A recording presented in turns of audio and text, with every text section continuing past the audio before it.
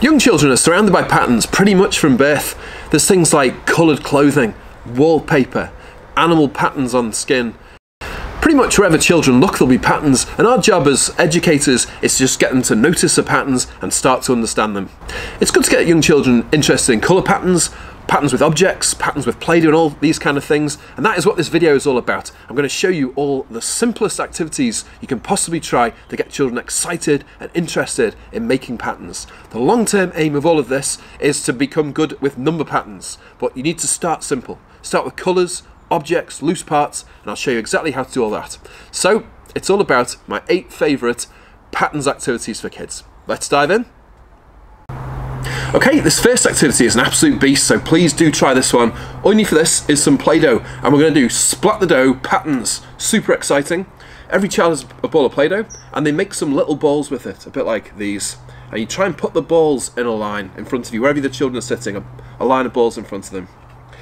And then, it's time to splat the dough. So the idea of this one is you go down the line of balls and you splat. You splat one, then miss one. Splat one, miss one. And it's a really active way of making patterns. It goes like this, like splat, miss, splat, miss, splat, miss, splat, miss, and you make an active, very visual pattern. This kind of pattern making is really good for children that don't really get the colour patterns. If you try and show them it's blue, red, and something, they just can't see it. There's lots of children like that. This is just a different avenue in, a physical way of trying out patterns. You can do lots of different things. You can make it more complex, especially for children when they're really getting good at patterns. They can do things like splat 3, miss 1, splat 3, miss 1, all that kind of stuff. You could use things like a fly swatter. That would be very exciting. If you had some balls here and some sort of fly swatter, you go splat, miss, splat. Or you could use something like mallets. Get goggles on, use little mallets, and give them a good whack. Really good fun, really visual, and great for children that don't really get the colour patterns. Now one that's kind of similar, but using a few loose parts thrown in as well. So you get some dough balls, and the children make a line of dough balls like this. But then you get a little tinker tray of loose parts as well. Here I've just got a few clothespins, pebbles, matchsticks, and screws. But it could be anything. It could be leaves, petals, corks, bottle tops, whatever you've got, just random objects. Happy days. The idea of this one is you're going to build a loose parts pattern. It could be something like clothespin, matchstick, clothespin, matchstick, and just keep going like that. And you build a beautiful loose parts pattern. You can make it more complex. It could be something like 3 matchsticks. So it's clothespin, 3 matchsticks, clothespin, 3 matchsticks. And there's just different ways of experimenting with loose parts, very visual again, and great for all it being sort of physical, visual, and mathematical all at the same time. If you're liking this so far, then please do subscribe to this channel. I do content like this every week, and it's aimed at anyone that teaches children between the ages of 2 to 6. So it could be a parent, a teacher, working in a preschool, any of that stuff. Just lots and lots of top tips, strategies, games, activities that will get children inspired and motivated. So subscribe and hit the bell. Next strategy that's fantastic for teaching patterns is using books, and this is a particularly good one. This one is called My Mum and Dad Make Me Laugh by Nick Sharratt, and this is my favourite patterns book. It's basically on every single page there are loads and loads of repeating patterns. It's a super visual book. Just to give you one example, let's have a look at this page. On this page, the family are walking across the zebra crossing, and there's probably about 10 repeating patterns on the page. There's the white and black of the zebra crossing, there's the dad's suit, which is sort of brown and white, the scarf, there's the umbrella, the cat, even the pavement and the road, everything. You name it, it's repeating patterns. That's the same on every page. Here we go, like this one, the dad's tyres, suit, the wall, the mum's dress, the whole lot. There's all sorts of mathematical things going on in the pictures of this book. This book is a great starting point as well for lots of different activities. You do things like collage or repeated pattern paintings, art, all that kind of thing. Just a beautiful stimulus for all that kind of thing.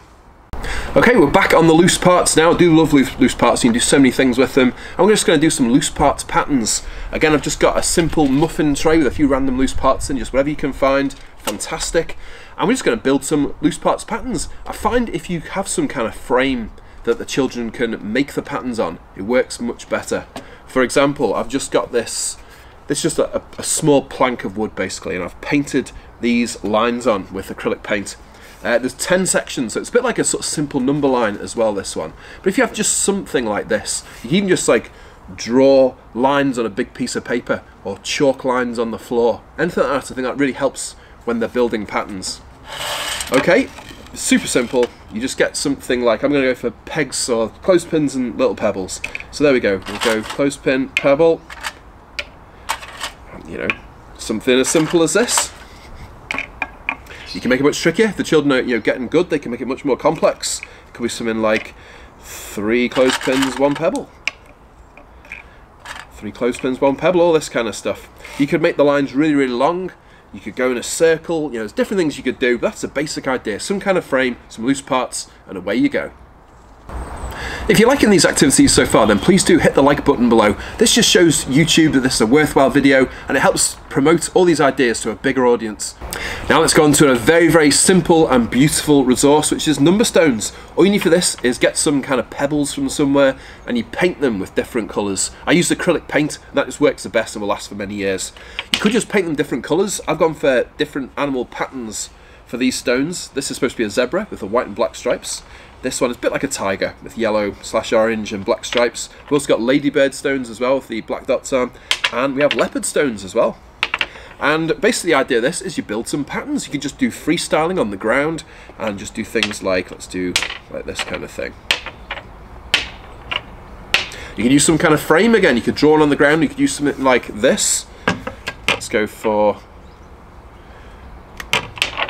2 yellow, 1 red.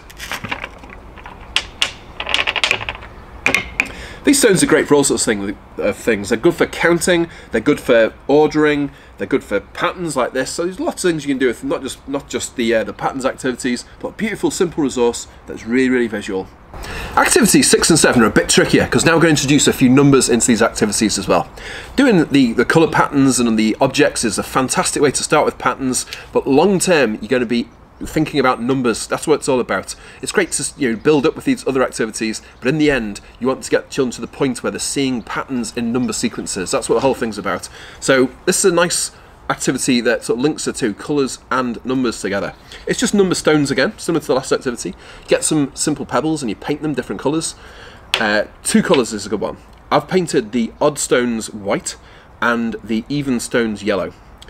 So here we go, like 1 and 3 are white, for example. 2 and 4 are yellow. It just makes this beautiful repeating pattern. These are nice for simple sequencing, like this. It's good for children to use a number line if they're not sure what order the numbers go in, and they can try and match the numbers. It just starts lots of visual things in their minds. They start to understand odd and even numbers, to an extent anyway. And you're just seeing that there are patterns within numbers even in a simple sequence, such as this. Another really good fun activity is using shot glasses. I've just got a simple selection of shot glasses here, and I've got 2 different colours. I've got some green ones and some sort of pinky ones as well. But whatever you can find. I've put some numbers on, and again I've done it like a repeating pattern, so it goes green, pink, all the way down. You can do all sorts with these. If you can set up something like this, very open-ended. Something like pom-poms is good for this one, or you could use something like beans, or just something that fits in them basically.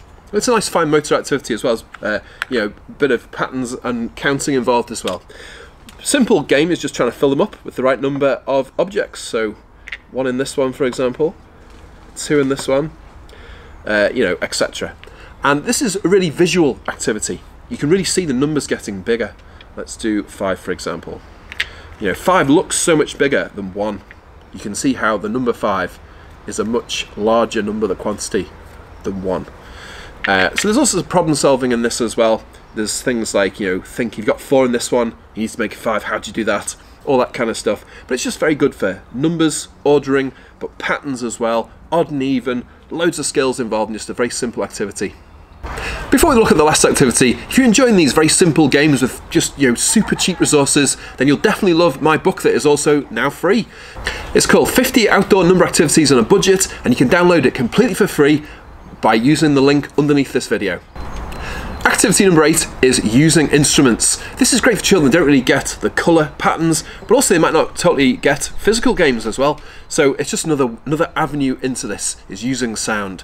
Get some kind of instruments, whatever you think, like a tambourine for example, and you make up as a collective, as a group, some kind of simple pattern. It could be something like hit hard once and then hit really soft. It could be like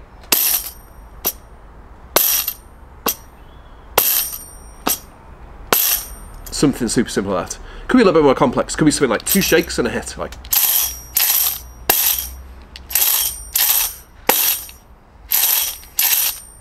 You know, whatever it is. Really, really simple, but as I say, just a different avenue in, and great for children that love instruments and sound and all that kind of stuff. Good luck if you try any of these activities out, and I'd love to hear about it in the comments below. If you're interested in lots more mathematical ideas like this, I've got a whole online course that you can check out. I'll put a link in the description of this video. It's called the Practical Mathematical Toolkit, and it's over 100 ideas that are super simple, cheap, but have a big impact on young children. So if you're interested in that, check it out.